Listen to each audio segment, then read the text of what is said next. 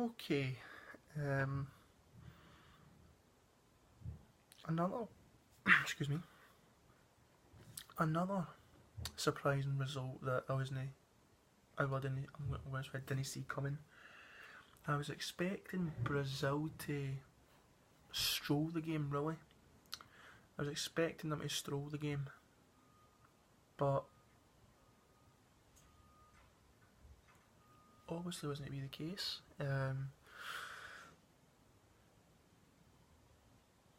For me, I wouldn't say a lackluster performance for Brazil, but very poor. Obviously, Neymar ran down that left flank very well, gave Philip Coutinho the space to play about with the ball, set up a shot from 25 yards, and it was an absolute cracker-jacker of a goal. It really was. It was a very good goal. Then after that, Brazil just went off the ball completely, and Switzerland had plenty of possession, comfortable in the ball, making runs after run after run, creating space, causing problems in that Brazil back line, but they weren't clinical enough to get the equaliser before the end of the first half. So if you think about it, Brazil were really hanging by a thread, really. Then the second half came, 50th minute, Zuber, I believe it is, from Switzerland. The Swiss basically carried on at the end of the first half. They played well on the ball, causing problems in the Brazilian back line, and Zuber basically put in the well-deserved equaliser. That's the thing. Brazil at times as well, they were good on the ball, causing a lot of problems in the Swiss back line. But it's the same with the Swiss as well. The Brazilians weren't clinical enough, especially Neymar. He absolutely surprised me.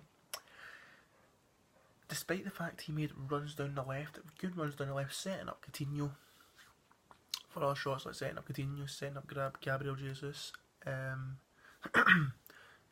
He was pretty silent himself. Despite making all the runs, creating chances for Coutinho, creating chances for Jesus. Neymar was pretty quiet himself, stuttering on the ball. But all credit to Switzerland. They dug in,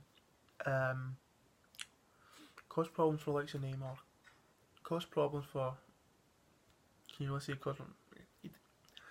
Switzerland in their own frame of mind, did cause problems for Brazil. But at the same time, Brazil also caused problems for Switzerland as well. So it was a bit of tiki-taka football, back and forth, a bit lackluster, but I'd say a draw at 1-1. I would say a draw is a very fair result for that kind of game.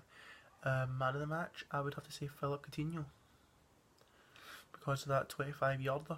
To be fair, it was a very good goal. But just after that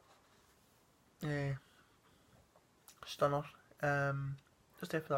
Switzerland just kept pushing, kept piling pressure on Brazil,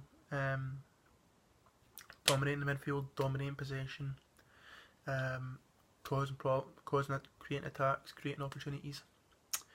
Although we weren't clinical enough to, in the final third, to put it into the net, they did eventually get their goal in the second half. So for me, lacklustre game. A draw is a fair result. And what surprises me is Brazil are listed as favourites to win the cup. Right, you had Germany, the cup holders, losing 1-0 to Mexico.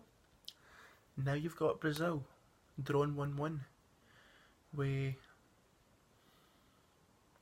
Switzerland. Now, Brazil conceded the equaliser, and that's just how it stayed for the rest of the game. I think Brazil will need to, if Brazil are being listed as favourites, then they will really need to up their game. Because the way I see it, if Brazil don't up their game, if Neymar doesn't play the game that we know he can play, and then I can see Brazil maybe buckling under the pressure, because obviously they've probably heard that they're the bookies' favourites. If they can't live up to that hype, then I can't see Brazil winning it. I can't see Germany winning it. To be fair, they'll be lucky if they get past the last 16 quarterfinals with the team they've got. But if Brazil can't live up to that hype that they're favourites to win the title, then if anything, I can see a major shock on the cards, and I can see a team that we least expect winning the tournament.